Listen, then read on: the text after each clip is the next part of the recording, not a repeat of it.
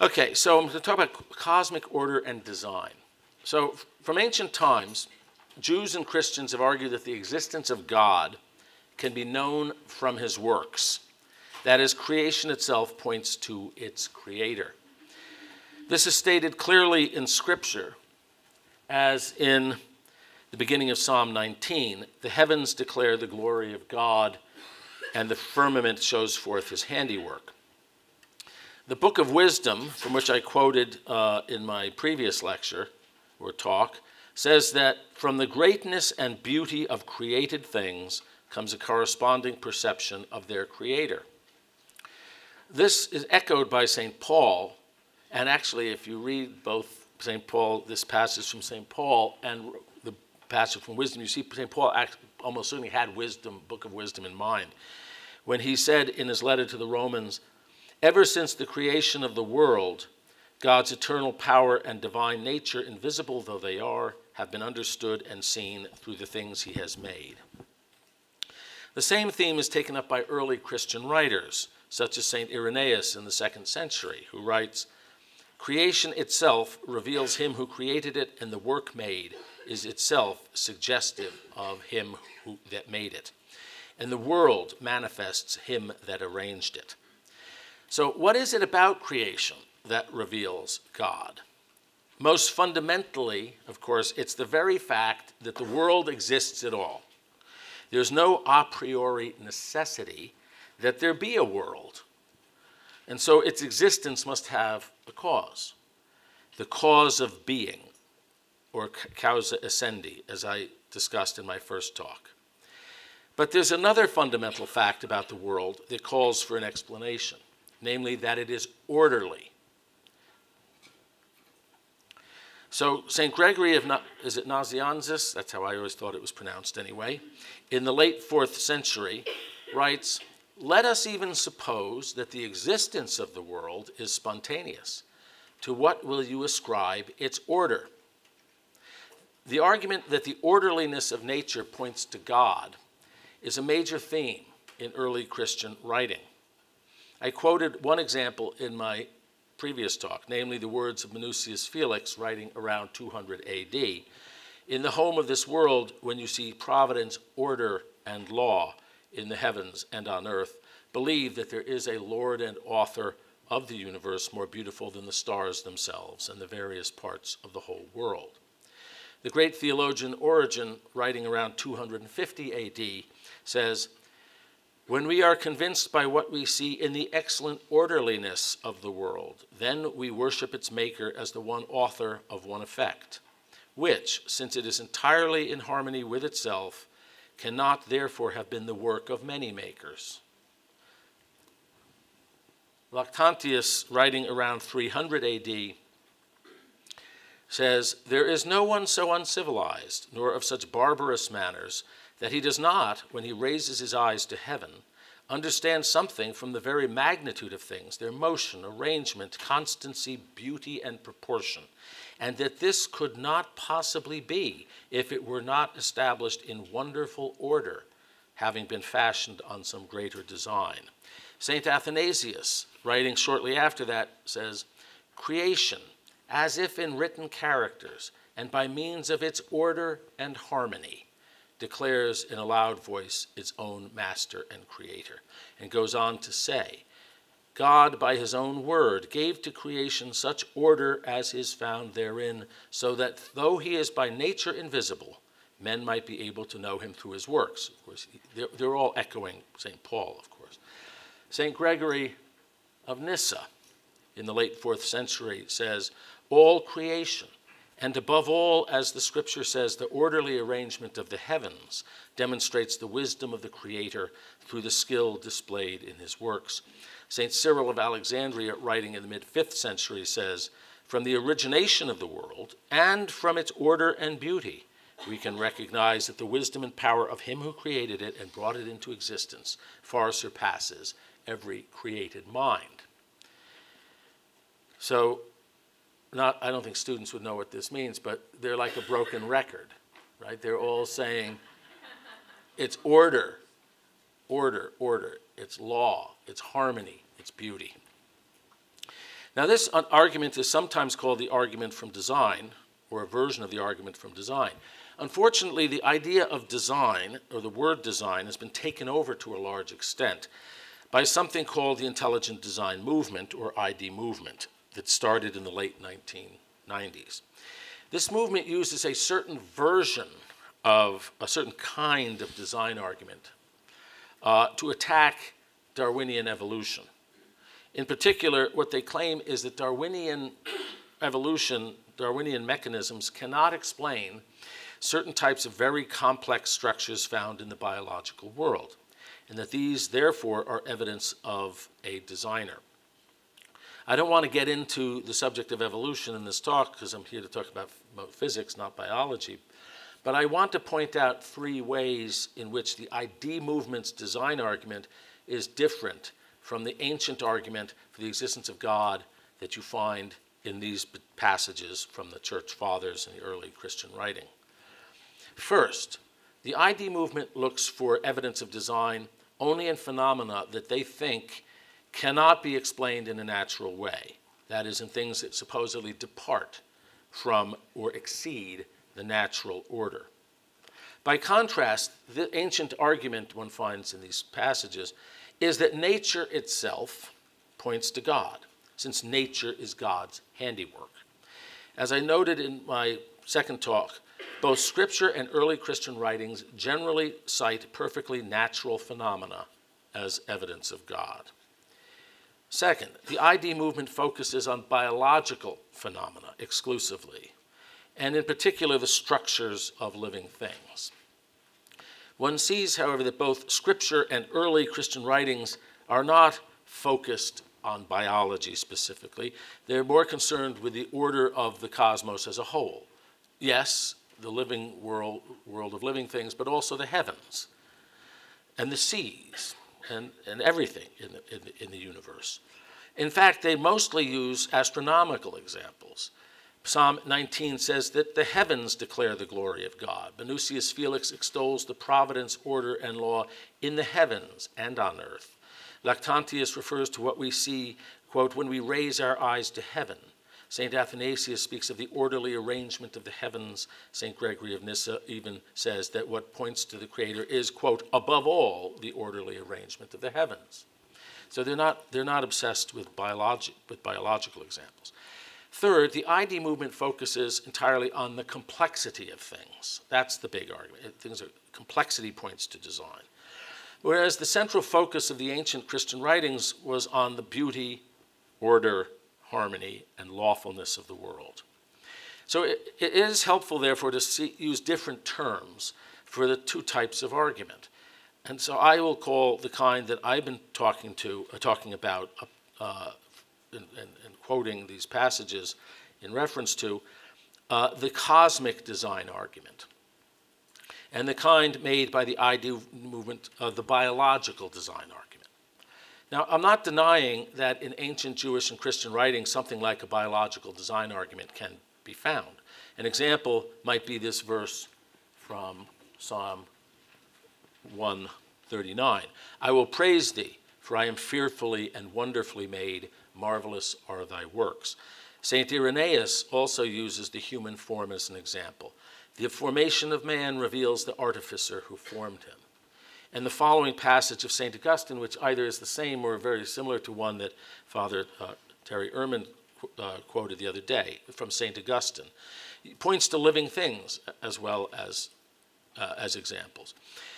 Ask the world the beauty of the heavens, the splendor and arrangement of the stars, the sun that suffices for the day, the moon, the comfort of the night.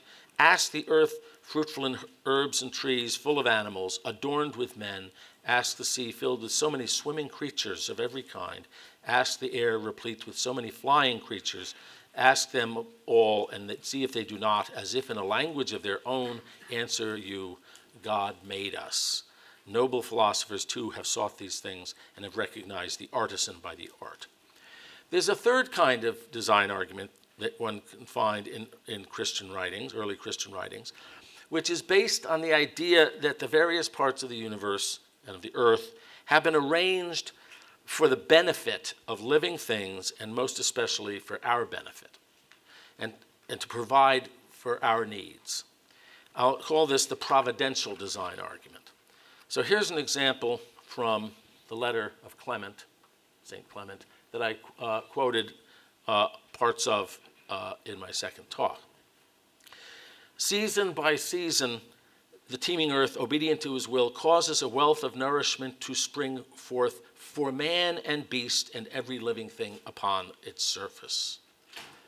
So and so forth, and then it says, the ever-flowing streams, created for our well-being and enjoyment, offer their breasts unfailingly for the life of man. So, another example. Oh, is that right? Next one, yes. Another one from about 180 AD, St. Theophilus of Antioch. Consider, O man, his works, the changes of the seasons at set times, the changes in weather, the well-ordered course of the planets. Notice they always start with astronomy and the well-ordered progress of days and nights and months and years. The providence by which God arranges that that nourishment is at hand for all flesh, and the subjection in which he has ordained that all things are subservient to mankind. So that's the providential design argument, I call that. Now, how do the various kinds of design arguments stand up in the light of what we now know about the natural world? The biological design argument, especially the version used by the ID movement, which is based on biological complexity, is very vulnerable to new discoveries in biology because natural selection is a mechanism that, at least in principle, can fashion complex structures out of less complex structures. So we've seen that the argument, the design argument for the existence of God based on biological complexity is not really the oldest and most traditional argument for the existence of God. In fact, I think it received relatively little emphasis before modern times. At first glance, it looks as though Darwinian evolution might also seriously undermine the providential design argument. Atheists argue that the wonderful suitability of environments for the living things that inhabit them is not due to the wise designs of providence, but merely to life gradually adapting by natural selection to whatever environment it happens to find itself in. So to put it crudely, God did not create trees in order for monkeys to climb them, but there were trees around, and monkeys adapted to their environment and became good at climbing trees. So now, biology, so Darwinian evolution may undercut to some extent this kind of providential design argument by showing how it is that creatures and environments are well adapted to each other. But biology doesn't have the last word here. As I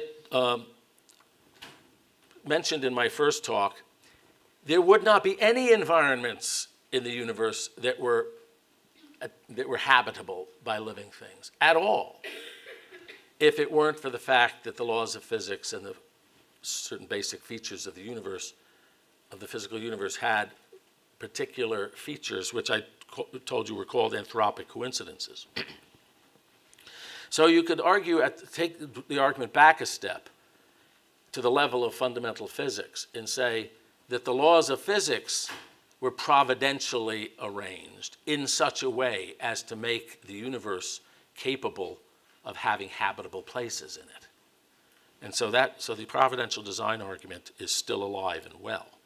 Though I think it's, as I said, better, it's stronger, it's more robust if you make it from the level of fundamental physics, I think, than from the level of biology. But for the rest of this lecture, I'm going to be talking about what I call the cosmic design argument. I'm going to show you that it is very robust. The discoveries of the argument is based on the lawfulness and the orderliness of nature.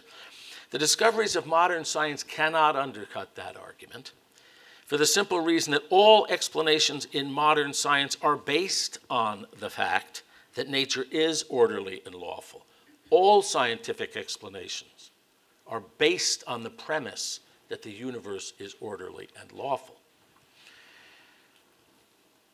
Now, in fact, I'm going to argue that the discoveries of modern physics, by revealing the cosmic order, is much more profound and impressive than had previously been imagined. That fact has enormously strengthened the most ancient and traditional argument for the existence of God. The more we discover scientifically, the stronger the cosmic design argument becomes. Now, as I emphasized in my second talk, Jews and Christians have always attributed the order in nature to God as lawgiver. Many early Christian writers refer to God as giving ordinances, decrees, and laws to nature. But modern atheists and materialists, paradoxically, they see the lawfulness of nature as a reason not to believe in God. Indeed, they argue that the laws of nature are themselves the ultimate explanation of all the order we see in the natural world. So that you can just leave God aside. You don't need God, just take the laws. The laws of nature are sufficient to explain everything. You don't need to have an organizing intelligence behind it all. Now, atheists have reasons for what they say, and I want to go into those in this talk, but I think it's important to understand the thinking of atheists if we're going to answer them effectively. And I think they have reasons that have to be taken seriously. If you consider objects, tangible objects, and phenomena that we observe around us on the earth and in the heavens, whether it's flowers or rainbows or the structure of the solar system and so on, we find that their orderly structures and patterns can be explained in a naturalistic way by appealing to the forces of nature and the equations that govern them. Take a prime example. Consider the order in the heavens, which Minucius Felix spoke of in 200 AD. This order in the heavens not only involves the order that it contains the order that was known to ancient peoples, but also to the marvelous geometrical patterns that were discovered by astronomers such as Johannes Kepler, and by all the order that was been discovered by modern astronomy and astrophysics. And all of that order that, say, Kepler and other modern astronomers discovered, all that order was shown in the 1700s to be explainable in detail by Newton's laws of gravity and mechanics. Or consider a terrestrial example, the formation of crystals. Under certain conditions, atoms or molecules that were moving around randomly in a liquid or a gas arranged themselves without any external help into very regular arrays. Crystals. This happens when water freezes, for example. When the temperature of water is above the freezing point, the water molecules move around in a random way. But when the temperature is lowered to the freezing point, the molecules begin to line up rank upon rank in hexagonal patterns. These patterns can be of remarkable beauty, as in the case of snowflakes or the feathery frost patterns on windows on winter mornings. This lining up of the molecules in mathematically precise patterns happens spontaneously and automatically. Aimless molecular motions end up producing a highly ordered structure. There's no traffic policeman directing this process and telling this molecule, you go here, and this one, you go there. It happens by itself as a consequence of the laws of physics, a natural and well-understood consequence of the laws of physics. So who's right? Do the laws of nature prove that God is needed as a lawgiver, or that he is superfluous? To address this question, we have to look more closely at the laws of nature and the role they play in physical explanation. The ancient argument that the order of nature points to God is based on the common sense idea that if something is arranged, then someone arranged it. The apparent reasonableness of this idea can be seen from an everyday example. Suppose you enter a hall and find hundreds of folding chairs neatly placed in evenly spaced ranks and files in a rectangular array like that. You would feel justified in concluding that somebody had arranged them. You could look at that and say, yeah, somebody arranged those chairs. But you can imagine somebody come up to you and say, no, nobody arranged those chairs. That's silly. That's naive. They are obeying a law of chairs. There is a law of chairs that causes that those chairs are obeying that makes them look that way. Now, that's obviously absurd, but on the other hand, there is a law of chairs. There is a law of chairs that the chairs are obeying, in a sense. And that law, there's a law of chairs in the sense that there's a mathematical rule or formula that tells you how the chairs are arranged. So that if you knew the position of a few chairs and you knew that mathematical rule, you could predict the positions of all the other chairs. So there is a law of chairs. But what is this law of chairs really? When you come right down to it, it's just another way of saying that the placement of chairs exhibits a pattern. The law in question does not explain the existence of the pattern. It doesn't tell you why there is a pattern. It merely precisely describes the pattern. It states the pattern. Okay. Now, another point that one has to keep in mind is that there are different kinds of laws. Some laws have to be true. There's no possible way that they could not be true. For example, the laws of arithmetic and the laws of logic. 2 + 2 = 4 follows from the laws of arithmetic. But we don't believe there's a lawgiver that gave the law, that ordained the laws of arithmetic. They are what they are. They have to be that way in the laws of logic. Indeed, medieval theologians said, at least most of them said, that even God could not violate the laws of logic or the laws of mathematics. Now, so these laws, logic and arithmetic, are laws that cannot be otherwise. But the law of chairs, which is a kind of a law, a rule, a mathematical rule, describing that pattern, could have been different. It's not a necessary law. The chairs could have been placed in some other pattern. Or maybe they could have been placed in a way where there was no pattern at all.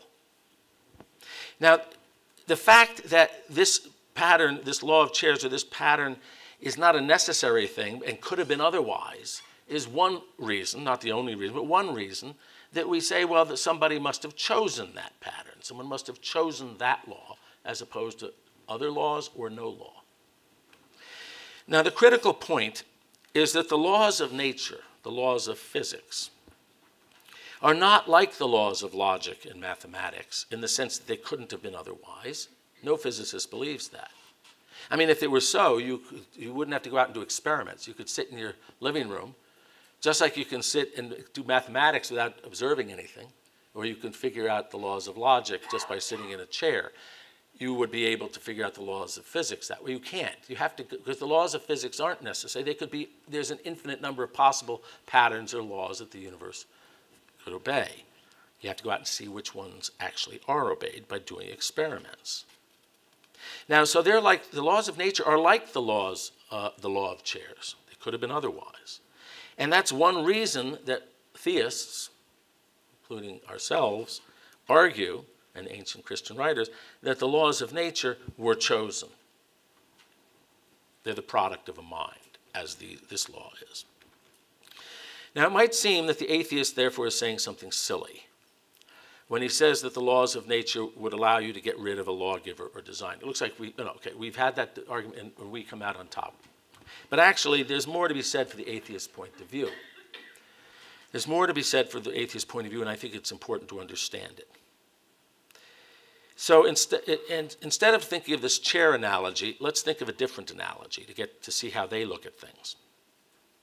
Imagine that you have a box with ball bearings rolling around in the bottom, like one of those little games where you're supposed to get the ball bearings to go into the holes.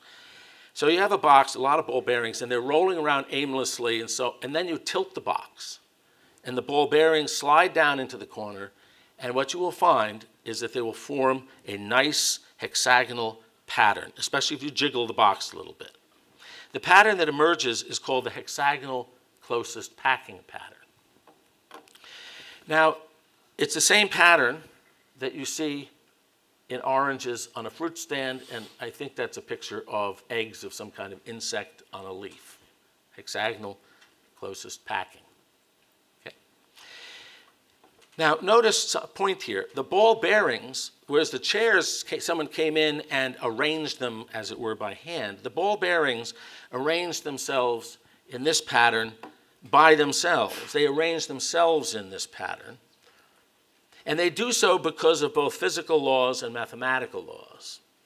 There are physical laws which require the ball bearings to settle down into the lowest energy configuration that they can reach. They're trying to minimize their gravitational potential energy. And this forces them to squeeze tightly as they can down into the bottom corner, into the corner of the box.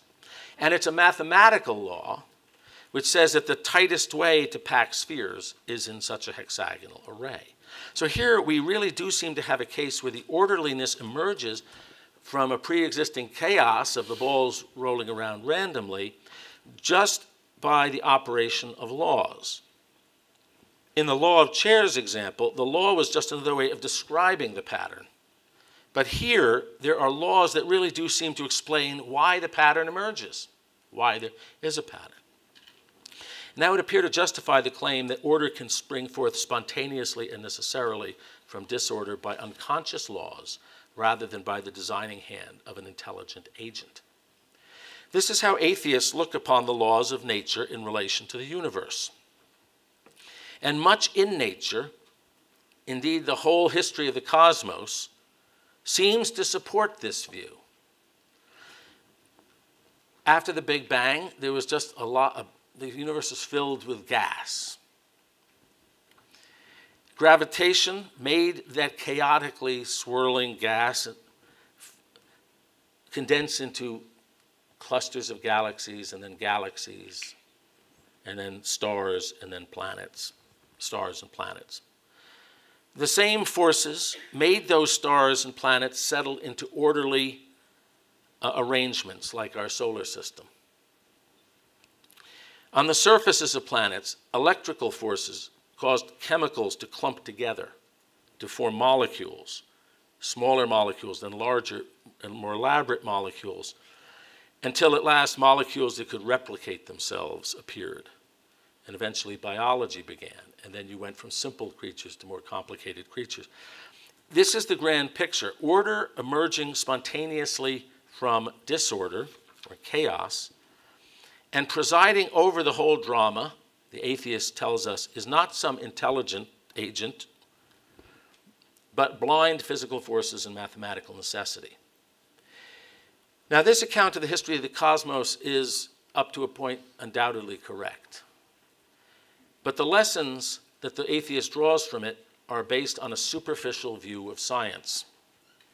It is a view that leaves out a large, major part of what science has taught us about the world, maybe the most important part. The overlooked point is this. When examined carefully, the scientific accounts of natural processes are never really about order emerging from mere chaos or form emerging from mere formlessness. On the contrary, they're always about the unfolding of an order that was already implicit in the nature of things, although often in a secret or hidden way. In physics, when we see situations that appear haphazard or things that appear amorphous, automatically or spontaneously, quote, arranging themselves into orderly patterns, we find in every case that what appeared to be amorphous or haphazard actually had a great deal of order already built into it. I'll illustrate this with a simple example of the ball bearings in the box. And what we'll learn is the following important principle. Order has to be built in for order to come out. We saw that if we tip the box, the ball bearings form an orderly arrangement. Why does that happen? Suppose I did the same thing not with a box of ball bearings, but with my living room.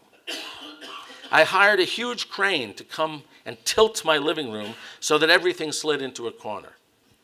I wouldn't end up with a nice orderly pattern, but a jumbled heap of lamps, furniture, books, and miscellaneous objects. Why don't the ball bearings form a jumbled heap? Part of the reason is that unlike the objects in my living room, the ball bearings have exactly the same size and shape. But that's not the whole story. After all, if I were to put in a bunch of identical spoons, all the same size and shape, into a box and jiggle it, I'd end up with a jumble. There would be a jumbled heap with the spoons pointing every which way.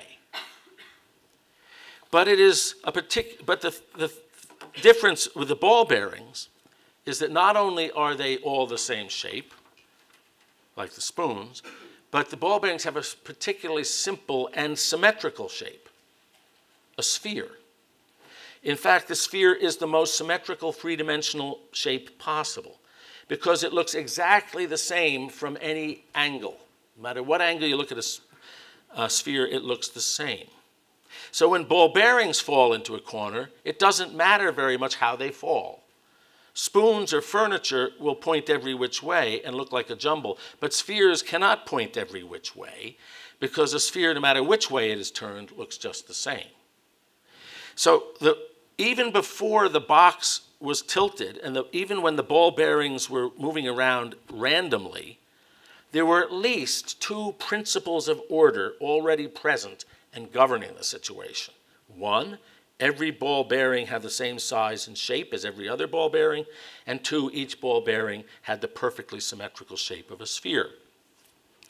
So the order that seemed to emerge spontaneously in the hexagonal pattern was actually the consequence, the outgrowth of an order that was already present in the structure of the ball bearings themselves, even when they were rolling around randomly. Moreover, we'll now see that the order that emerged in this pattern was, in a certain sense, less than the order that was already there. Some of the order that we're talking about in this situation is of the kind that mathematicians and physicists call symmetry. Symmetry plays a central role in modern physics. To a mathematician or a physicist, a symmetry is a transformation. It's something you do. A symmetry is a transformation that you do to something that leaves it looking the same as it did before. So for example, here's this hexagonal pattern. If I were to rotate this pattern by 60 degrees, so that this line went up to here, so I rotate it by 60 degrees, this hexagon will look exactly the same as it did before. There are therefore 6 rotational symmetries, as mathematicians would say, of a hexagon. Those symmetries are rotating by 0 degrees, that's a symmetry, because if you don't rotate it at all, it looks the same. By 60 degrees, by 120 degrees, by 180 degrees, by 240 degrees, and by 300 degrees. So the hexagon has 6 rotational symmetries. Now, spheres are also symmetric. They have an infinite number of symmetries. And in fact, because you can rotate a sphere by any angle about any axis, and it will look just the same. And those infinite number of symmetries of a sphere include the 6 symmetries of a hexagon, because if you rotate a sphere by 60 degrees or 120 or 180 and so on, it will look the same. But it has an infinite number of symmetries, not just 6. So the symmetries that emerged in this hexagonal pattern when the ball bearings arranged themselves in the box was actually less than the symmetry that the ball bearings themselves had to begin with. And in fact, the symmetry that came out is a consequence of the symmetry that was already there. And so what physicists say in a situation like this is not that this hexagonal symmetry came out of nowhere. It didn't spring forth from a non-symmetric situation. It actually is a remnant of a larger amount of symmetry that the ball bearings had. So we don't say that symmetry sort of came out of nowhere. We say, this physicist says, the existing symmetry of a sphere was broken to a lesser symmetry. Okay? So the symmetry of this hexagonal pattern didn't come from nowhere. It came from something more symmetric through what physicists call spontaneous symmetry breaking. And that's a very important concept in fundamental physics. I told you that fundamental physics is to a large extent, symmetry plays a central role. And that would take several courses to explain that. But one thing that we have discovered is that the fundamental laws of forces of nature, there are four that we know about: electromagnetism, the strong force, the weak force, and gravity. Each of those forces is based on profound symmetries of the laws of nature. In fact, they spring, we regard in my field, even more fundamental than the fundamental particles or the fundamental forces or the fundamental laws are the fundamental symmetries, actually. Those are actually maybe the deepest things and most fundamental in nature. Now, it was known for at least 100 years that the force of electromagnetism is based on a fundamental symmetry that's called gauge symmetry or gauge invariance. Gauge, G-A-U-G-E. And at first it appeared that the other basic forces of nature, the two of the other basic forces of nature, the strong and the weak, were not based on symmetries like that. However, in the 1960s and 70s, it was discovered that the weak force is also based on a type of symmetry, that gauge symmetry type of symmetry, but in fact on an even larger set of gauge symmetries, and even more intricate and interesting gauge symmetries than electromagnetism is. It took a long time to realize this, however. It took decades, because the gauge symmetries underlying the weak force are spontaneously broken. And therefore they don't manifest themselves very obviously, except when you look at things at very small distances at very high energies. Now, this illustrates a general trend in modern physics, which is, as we look more deeply into nature, we found that nature exhibits more mathematical order than was apparent on the surface. God bless you. In fact, it is believed that at an even deeper level, the three non-gravitational forces, electromagnetism, strong and weak, probably merge into a single so-called grand unified force. A lot of my research has been on grand unified theories. There's a lot of circumstantial evidence for this. The grand unified force has a much larger set of symmetries than either electromagnetism or the weak force or the strong force have. These symmetries, the simplest grand unified theory, has deep symmetries which are basically the symmetries of rotations, but not rotations like this in a plane. Rotations in a five-dimensional abstract space where the different dimensions are not described, the coordinates are not real numbers, but complex numbers. So you're rotating in five complex numbers have the square root of -1 in them. You're doing rotations in five complex dimensions. That's the underlying symmetry of one of the simplest of these grand unified theories. So we're talking about very non-trivial symmetries and patterns. By the way, here are some pictures. You can't actually visualize five complex dimensions, but there are certain diagrams associated with these grand unified theories which you can visualize, and you can see that these are very interesting, not trivial. Returning to the ball bearing in the box example, I'd point out that there were other principles, not just symmetry, there were other principles of order in the situation besides the shapes of the ball bearings. Remember I said that there was a physical principle that made the ball bearing settle into the configuration that had the lowest energy. That principle follows from a more general organizing principle of nature. So situations of the lowest energy are stable. That follows from a deeper principle, which is historically called the principle of least action. And all of classical physics, all of pre-quantum mechanics physics, everything is based on the principle of least action.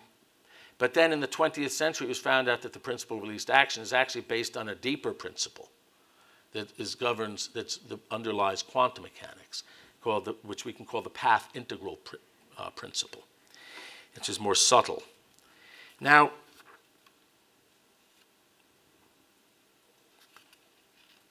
so you see that as you go deeper into nature, you find more interesting, rich principles and mathematical structure. Okay, so the deeper you go, the more order and structure you find. Just consider the motions of the heavenly bodies. 400 years ago, Kepler discovered his 3 laws of planetary motion, which are very beautiful. One of Kepler's laws is that the orbits of planets around the sun are not circles, but ellipses. Ellipses are very beautiful mathematical curves, very interesting mathematically. The ancient Greeks studied them, ancient Greek mathematicians studied them quite a bit. Now, this beautiful, and there were 2 other laws Kepler discovered, very beautiful mathematically. It was discovered that these laws of Kepler followed from deeper laws discovered by Isaac Newton, his laws of mechanics and gravity. And then in the 20th century, it was discovered that Newton's laws of gravity actually were followed from deeper laws, namely Einstein's theory of gravity, called general relativity. And now we believe that Einstein's theory of general relativity is really just a reflection, an outcropping, as it were, a reflection of something even deeper, which is probably, or very likely, what's called superstring theory. Now, the thing that's interesting about this, and is typical, is that Kepler's laws can be explained to, say, a middle school student or a bright elementary school student, Kepler's laws. It only takes a few minutes to explain what an ellipse is, and that the sun, and what the focus of the ellipse is, and that the sun is there, and that the planet goes in an ellipse. You could explain that in 10 minutes to a grade school student. But those laws are based, as I said, on Newton's laws of gravity and mechanics. To explain Newton's laws of gravity and mechanics, you need calculus. So you're probably talking about somebody who studied for weeks or months, a high school senior or a college freshman. Quite a lot more sophisticated. But Newton's laws of gravity are based, as I said, on Einstein's deeper laws of gravity. Those you typically learn in graduate school, you have to have a lot more mathematical background. You have to know about 4-dimensional, curved, non-Euclidean space-time, tensor analysis, and all sorts of things, like differential geometry, much more sophisticated and more beautiful. Superstring theory, which probably underlies Einstein's theory of gravity, is so profound mathematically that though it has been studied intensively since 1984 by thousands of the most brilliant physicists and mathematicians in the world, they still do not fully understand its mathematical structure. It's that deep. So as you see, the deeper you go from Kepler to Newton to Einstein to superstring theory, all you see more and more impressive structure and order.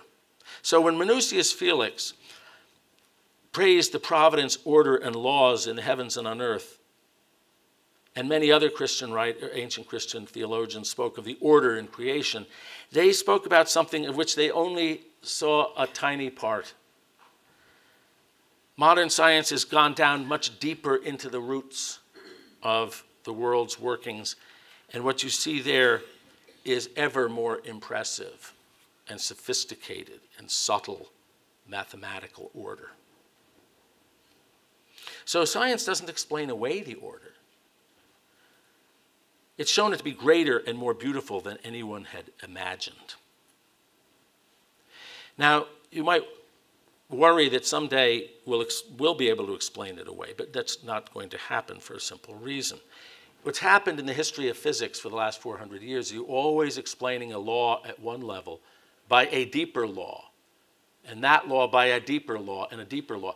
All physicists, virtually, I've never met one who doesn't think, believes that deep down there's a bedrock in which you have an ultimate set of laws of physics, below which you can go no deeper. That's the fundamental law. Those are the fundamental laws. Everything would then be explicable, all natural processes would be explicable in terms of those bedrock laws. Science would not explain those laws. It would just accept them as the way the world is, because the way you explain laws in physics is by deriving them from deeper laws, but those are the deepest laws, so you're not going to derive them from anything else. Nor would they have evolved in some Darwinian fashion.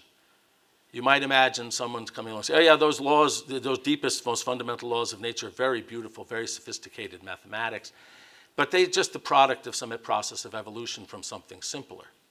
However, any natural process of evolution is going to have to be governed by laws. If it's a natural process of evolution, there's going to be laws governing it.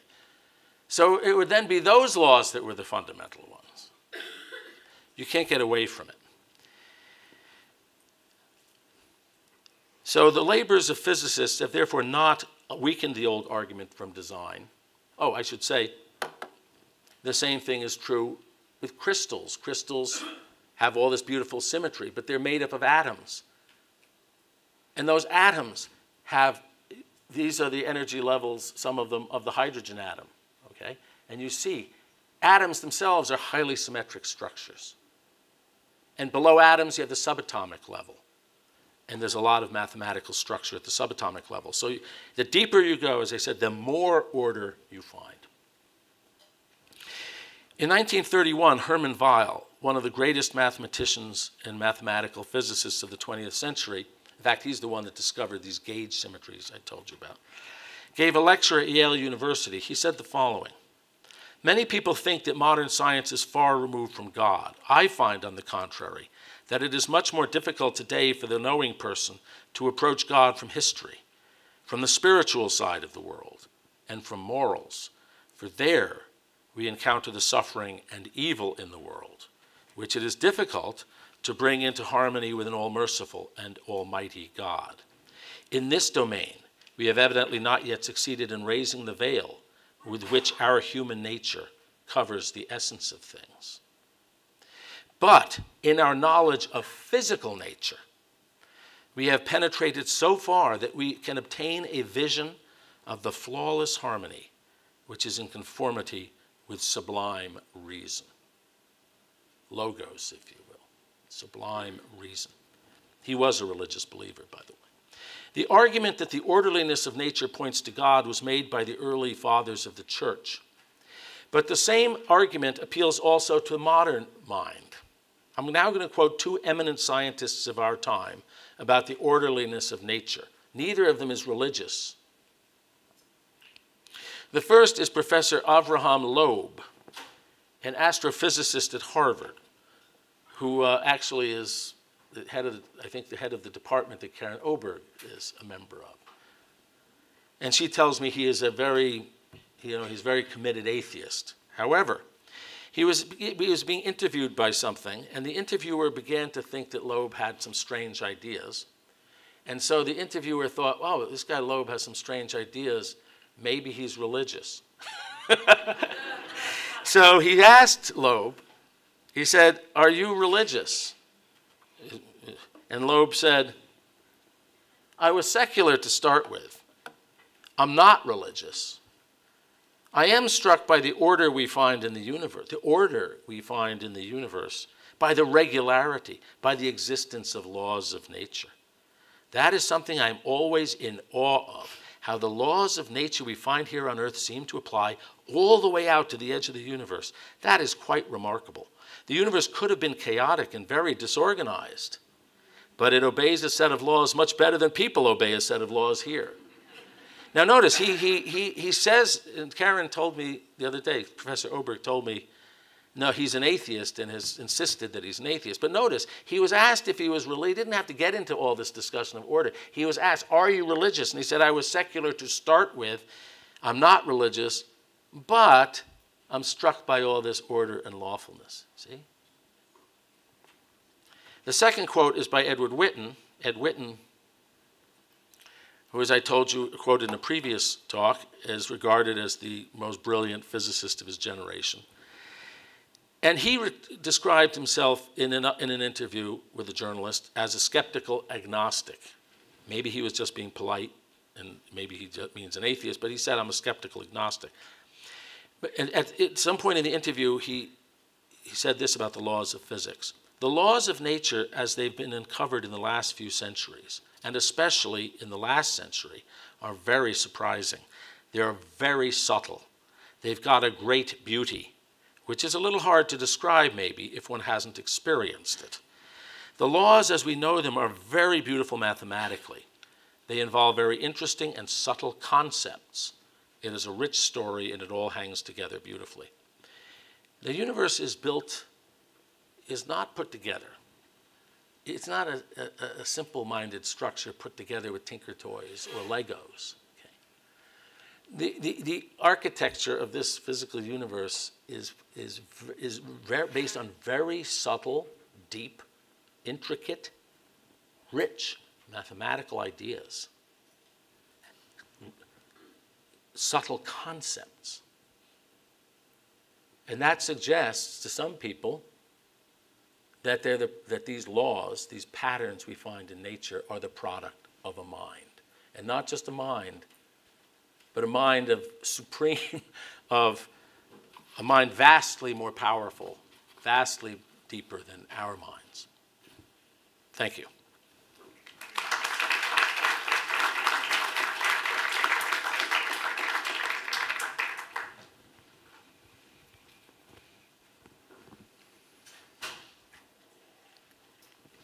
Okay, so we have time for some question and answers. No physics. This is all physics. People don't like that. Oh, okay.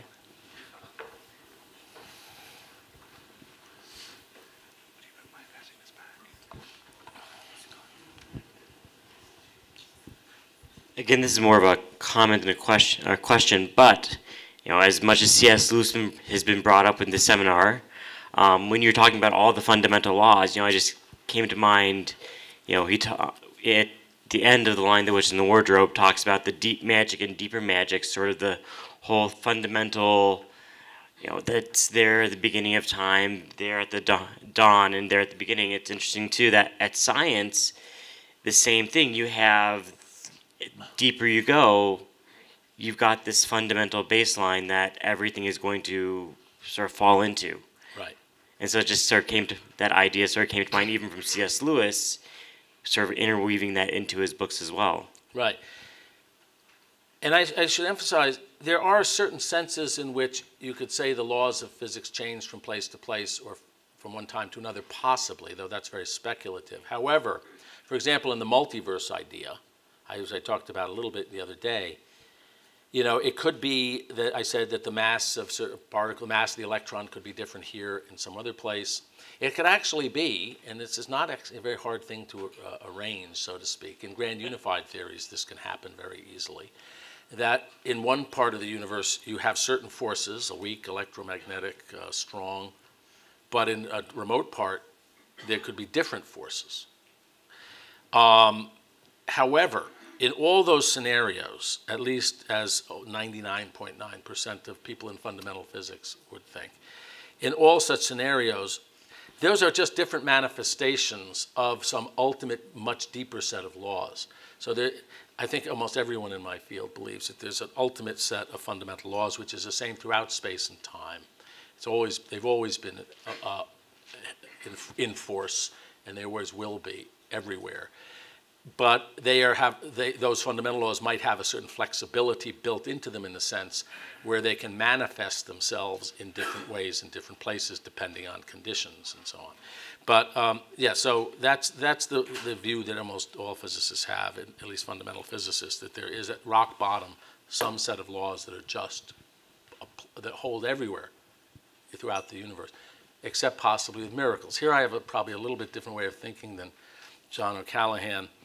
He doesn't like the word the miracles violate the laws of nature, but he was willing to say that that God could suspend the laws of nature. I mean, there are laws of nature, and there are some miracles that we believe, such as turning water into wine, such as the multiplication of the loaves and fishes, which, while if you really stood on your head and were incredibly clever, you could think of ways that could happen without violating the laws of nature, but those almost certainly did not, had events happen which, for example, involved energy not being conserved, for example, and things like that, which would involve, as I say, if the laws of nature are patterns, those patterns did not hold there. So in that sense, if the laws of nature are patterns, mathematical regularities are patterns, there are these extraordinary events where the pattern or the regularity simply doesn't hold. My daughters have gone through STEM education, so science, technology, engineering, math, and I saw the phrase STEAM, and they kind of rolled their eyes like, oh, well, that's just a way that people tried to figure out how to put art into the whole equation.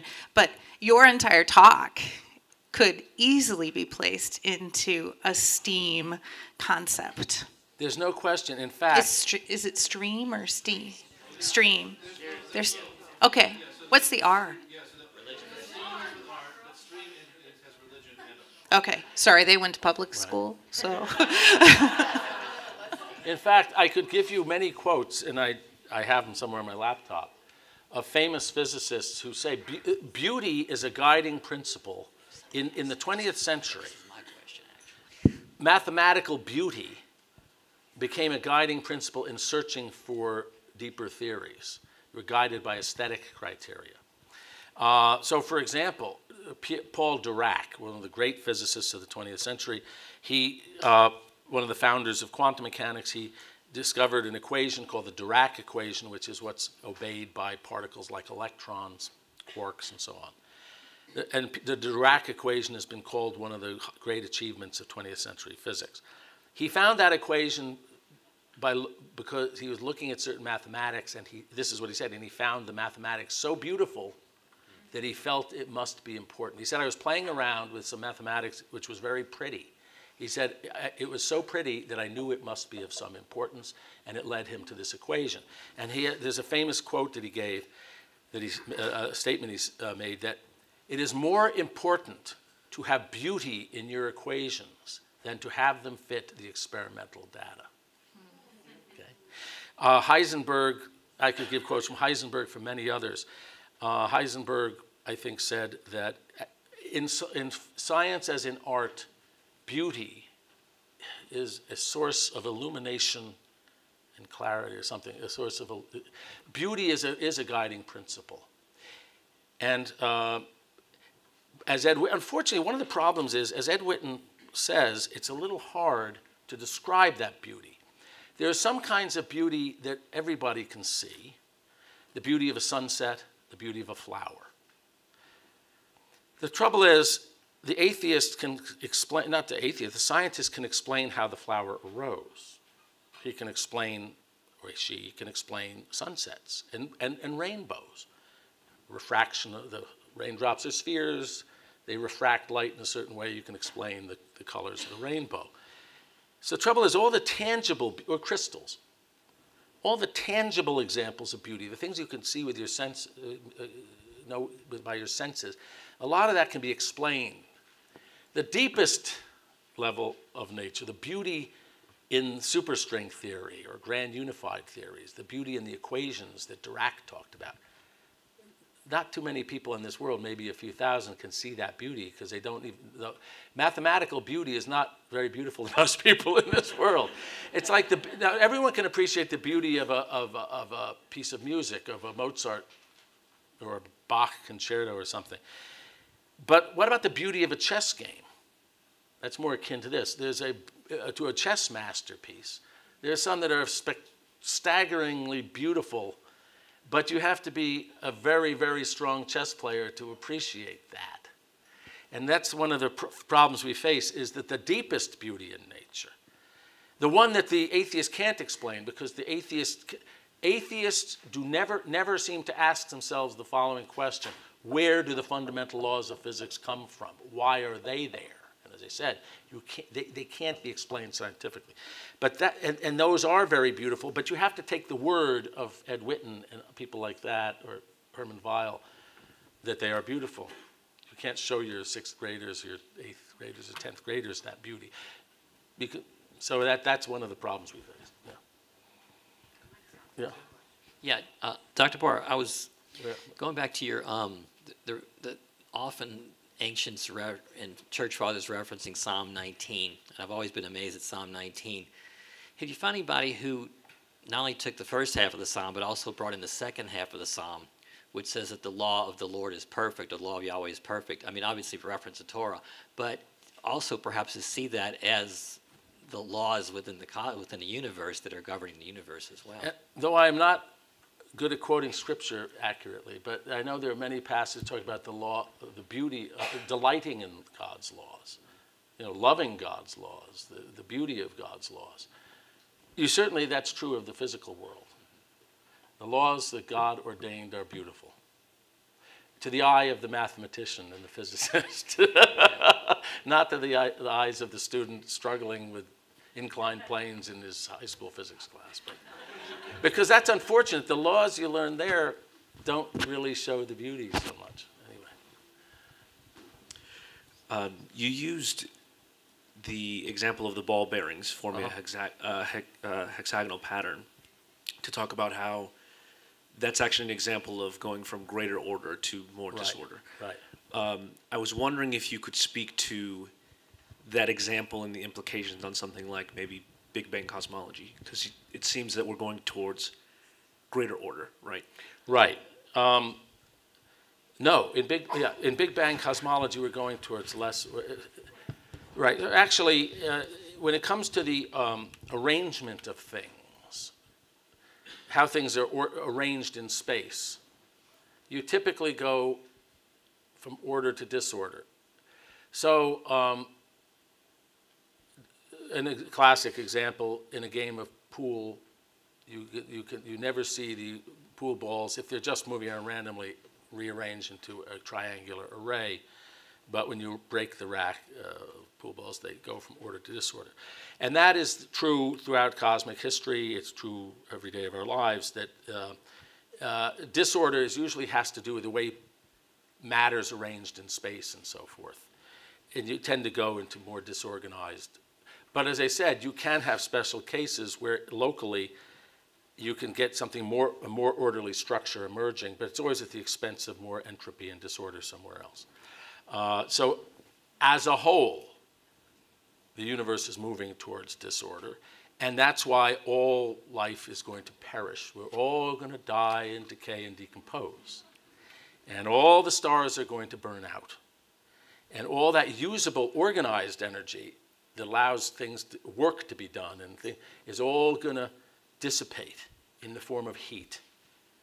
And we're going to end up with a cold, featureless universe with nothing left in it except this wispy heat radiation. Very little. So I mean, yeah, it's depressing. But in a sense, so yeah. But there are. Now I gave you an example where order emerged in the arrangement of the ball bearings when they. But so I'm not saying that there aren't situations where locally ordered. So water can freeze and turn in. Ice crystals are just like the ball bearings. Just like the ball bearings are going around aimlessly, and then they organize into this pattern. And when you freeze water, the molecules organize themselves into a crystal. But generally the tendency is towards disorder. Which raises the strange and unanswered question of how it was that there was so much order at the beginning of the universe, so low entropy that's not understood. Mine's not so much a question as a comment on the idea of the great beauty, and kind of maybe an encouragement to all my colleagues here to allow science to be an entrance into theology. In that I had an experience with a Chinese exchange student, never having experienced church in any sense of the word, but had a passion for math that I can't explain, and he couldn't really explain. And then when he was forced to do a project on love, was the first time that he said he understood his passion of math was about a desire for the infinite. There's infinite possibilities in numbers. And that was the first time he ever understood like what we were talking about as far as like infinite love in God. And so it was like really mind-blowing to me that he came to his first experience of infinite through the beauty of math. So for like the sake of the conference to emphasize that, I think is really important. Yeah, I think beauty, there are three classic transcendentals, the beauty, truth, and goodness, which we seek. And I think it was Dostoevsky who said that the modern world has kind of cut down the tree of truth and it's cut down the tree of goodness, but the tree of beauty still stands, and it reaches up to that place that we're trying to attain. And I think you can see it if a mathematically minded person may find it in the beauty of math or the beauty of physics or the beauty of music. I think the church has to get back into putting more beauty into things. There's a conference on the liturgy going on here. Restore beauty. Beauty is a very, and I think Pope Benedict also talked about it. Beauty is a very powerful. The church has to reflect goodness. They haven't done a very good job in recent decades. Reflect its truth, but it also has to show forth the beauty of God. So, yeah. You mentioned that for most normal people, the laws of physics are not accessible, which I would agree with that. Where are you? Where am I here? Okay. And I think that even though you don't understand the laws, you can still see the beauty that they reveal, and appreciate that. And the example that I would use is, I don't know the first thing about how to write a symphony, but when I hear a beautiful symphony, I know there are laws that determine how that goes together. I don't have to know those laws to still appreciate the beauty of it. I think that's a good point. You should say to the students or to the young people, whoever, the adult atheists, all this beauty you see, yes, you can explain some aspects of this beauty around you, the crystals, the sunsets, the rainbows, and so on and so forth, trees and animals. But you're always explaining in terms of something deeper, and you may not know what that deeper thing is, but those deeper things are even, in a way, more beautiful. And so that's the line, sort of the line of attack that I'm using. And then at some point you have to take someone's word for it. Yeah, there's deeper stuff under that, but that's even more rich, more intricate, more beautiful, even though that's a sort of, for most people, an unseen beauty. Yeah. So thank you very much for everything. You said that scientists, physicists especially, have been amazed about the beauty and order in the universe and these laws of nature, but they do not know where they have not been able to figure out where these fundamental laws of physics come from or why they are there. And that has been, especially for some of them who are atheists, that has been the challenge between remaining atheists or believing in God as the fundamental source of these laws. Now, my question is, what does it take a physicist to move from that stage to... I don't know. It's amazing to me that people can see, people of great intelligence can see, they know that the fundamental, they don't claim that science will ever explain what the ultimate laws of physics are. They know that those are just somehow givens, that they don't wonder who gave them, but they're just sort of givens for them. And they also see their great beauty and richness and subtlety, and how they cannot, many of them cannot be blind to the religious implications of this, I don't know. But it's actually a question that was asked in the Book of Wisdom. Does anyone have a Bible here with the Book of Wisdom in it? They can hand it. Because there's a beautiful thing that I didn't quote, where the author of the Book of Wisdom asks exactly that question. It has to be a Catholic Bible to have a book. Oh, good. So if you could, where's the Book of Wisdom? It's in the wisdom literature. I know that. The Book of Wisdom is, where the heck are you? Here it is. Book of Wisdom. Oh, it's right after this. It doesn't have page number. Sirach. It's probably near Sirach. Yes, it's right before Sirach. Oh, you have Wisdom of Solomon. Good. It's right before the wisdom. Okay, so Wisdom 13, and I hope this is a good translation. So, for all men who were ignorant of God, were foolish by nature, they were unable to, from the good things that are seen, to know him who exists. And it goes on, and it says, for the greatness and beauty of created things comes a corresponding perception of their creator. And remember, he started off by saying, for all men were ignorant of God and were foolish by nature. But this is where he ends up that passage.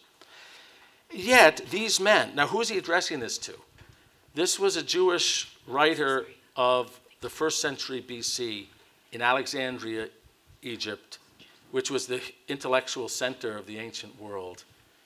And he's talking about Greek philosophers and scientists. So it was a science-faith issue then, because you had Jewish wisdom, but you had all the science and of the ancient Greeks and their philosophy, which claimed to explain the world. So he's addressing the scientists of his day. And he says, yet these men are little to be blamed, for perhaps they go astray while seeking God and desiring to find him. For as they live among his works, they keep searching, and they trust in what they see, because the things that are seen are beautiful. Yet again, not even they are to be excused, for if they had the power to know so much that they could investigate the world, how did they fail to find sooner the Lord of these things? And I ask myself that all the time. And they are a little bit, because they are, you see, I think he has it psychologically, some of the answer there. They're focused on the things they see. They're focused on the beautiful galaxies or the beautiful phenomena. They're fixated on the phenomena, and they don't raise their eyes, sort of their intellectual eyes above that to ask, to find the author of these things. So anyway, Steve. So it's a very they're sympathetic to scientists who are trying to seek God in their own way but fail to find him. Steve, I just wanted to make so one of the last things I did in New Orleans before I came here was work at St. Mary's Dominican High School, which is where Foundations New Orleans has its labs. So next week I'll be there. But I worked with them. They wanted to do a program in which they brought together all of the disciplines with the religion department to learn how to integrate the faith. So for 6 semesters, we worked with religion and each department. And the second semester, we did mathematics. And that was the hardest for me because I'm a mathematical clod. Like I can't get it. My father got his bachelor's degree in math at Brown. My sister was valedictorian in math at the University of New Orleans, and they would shake their head. It was so sad to them that I couldn't get more than a C in geometry. But anyway, one of the things that we used in that session was a book by the late theologian Stratford Caldecott called Beauty for Truth's Sake, on the reenchantment of education. Another thing that we did was we looked at the architecture of the Middle Ages, especially Chartres Cathedral. And one of the amazing things, like the rose window in Chartres, I forget it was the south or the north, actually has this perfect geometrical symmetry, right? And in it is built in all of these figures. In the middle is virgin and child. And then around it are the prophets. And then around that are Jesus' lineage according to the flesh. And so it's a way of showing that God has taken this mess, and you can point at various people like Manasseh, who sacrificed his children to Moloch, one of the Davidic kings. He's in there. He says that God has taken this mess, this human mess, and here in the middle, we see how it can all come together into a providential plan that we call salvation history. And so you could do the geometry with that, if you were a geometry teacher, right? And actually make a kind of a connection to the faith. So, you know, for Thierry of Chartres, who was like the kind of theologian mind behind the building of the cathedral, he would talk about the spiritual significance of numbers. You know what I mean? And those kinds of things, and how certain numbers, right, had a way of reflecting divinity. So anyway, that's just something to throw out there in case you're looking for ways you might take this to you know, further those of you who have the capacity to do so, unlike me. Tim, you have another? Yeah, back there. Andrew's asking, is it fair to say that extinction is, quote unquote, negative expense of evolution? An example of disorder occurring as an expense of localized order. And not just extinction, but death, because how does a plant grows? It's growing at the expense of the corpse or whatever, the decomposing stuff that it's using as nutrient. I mean, right? So we live by eating the flesh or the bodies of other plants and animals. So that's the expense. You see, it's part of the way why aren't we decomposing? Why aren't we coming into thermal equilibrium with our environment, as they say, achieving room temperature, you know? Right now, why is not entropy causing my body to decompose? Well, it turns out you have to have a constant influx of energy to resist those forces of entropy. Of course, that influx of energy you get at the expense of greater disorder somewhere else. Someone's paying the price for that. As I said, when you put the glass of water in the freezer, the water freezes. It's going from a more disordered state to ice, which is more orderly. But that's because electricity is coming into your freezer, powering that process. Electricity comes in, which is a kind of orderly form of energy, and leaving the back of your refrigerator is heat, which is a more disorganized form of energy. So someone's paying the price. And in our case, it's the animals and plants we're eating that are paying the price because their orderly structures are being broken down and used as a source of energy for us so that we can stay alive. So you see this in evolution, and just death is, yeah. Hey, I think that's all the time we have for questions. This is Steve's last presentation. Let's thank him for